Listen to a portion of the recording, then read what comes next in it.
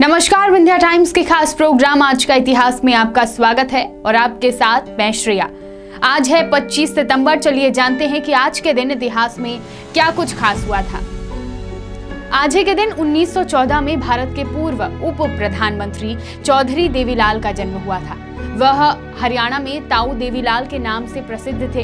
हरियाणा में एक प्रमुख राजनीतिक थे वह, जो कि 19 अक्टूबर 1979 से 21 जून 1991 तक भारत के उप प्रधानमंत्री रहे। वे 2 बार हरियाणा के मुख्यमंत्री भी थे। चौधरी देवीलाल उन कुछ चुनिंदा राजनीतिज्ञों में से हैं जो आजादी के बाद तथा आजादी के पहले दोनों ही समय में भारतीय राजनीति में सक्रिय रहे।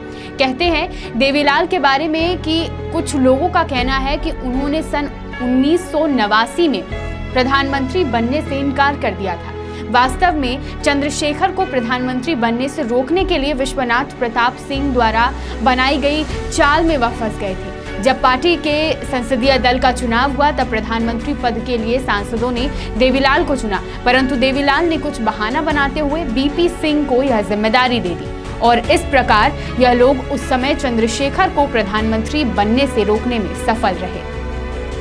आज ही के दिन 1916 में भारतीय अर्थशास्त्री, समाजशास्त्री, पत्रकार और महान चिंतक दीनदयाल उपाध्याय का जन्म हुआ था। वे भारतीय जनसंघ के अध्यक्ष भी रहे।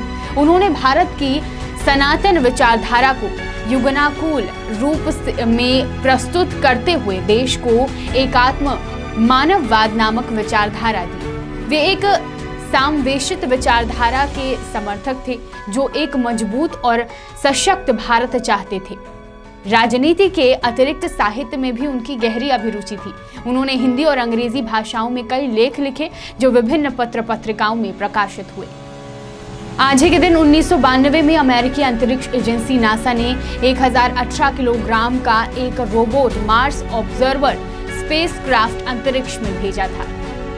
25 सितंबर 2006 को पाकिस्तान के 60 वर्ष के इतिहास में पहली बार सिंध के थारपाकर जिले के निवासी हिंदू युवक दानिश को पाक सेना में शामिल किया गया।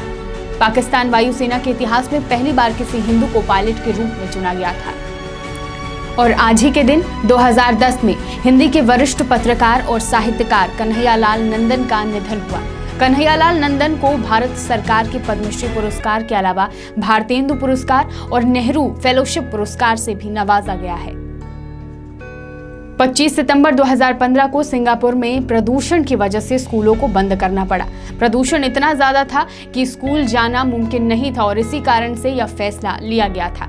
यह था हमारा 25 सितंबर का इतिहास। बढ़ते हैं आज के फैक्ट की ओर। जब भी हमें कोई दूर से घूरता है तो कहीं ना कहीं हमें पता चल जाता है, लेकिन क्या आपको पता है कि यही चीज जब हम नींद में होते हैं तो भी होती है? जी हाँ, अगर कोई आपकी तरफ घूर रहा हो तो आपको खुद इस चीज का एहसास हो जाता है, चाहे फिर आप नींद में ही क्यों ना हो। अगर आप नींद में भी हैं और अगर आपको कोई लगातार देख रहा है या आप कहीं पर भी हैं, आपको कोई लगातार देख रहा है तो आपको खुद ही ये एहसास हो जाता है। बढ़ते हैं आज के सवाल की ओर, लेकिन उससे पहले उन 4 विजेताओं के नाम देखिए जिन्होंने कल के सवाल में सबसे तेज और सही उत्तर दिया था। अब आता है मेरा आज का सवाल। मेरा आज का सवाल है, डोगरी भाषा भारत के किस राज्य क्षेत्र में बोली जाती है? आपके ऑप्शंस हैं जम्मू और कश्मीर प्रांत, पौंडीचेरी, अंडमान एवं निकोबार द्वीप या फिर नागालैंड। सही आंसर जानने के लिए और कल का इतिहास जानने के लिए कल का एपिसोड देखना ना भूलें। बहुत बहुत धन्यवाद।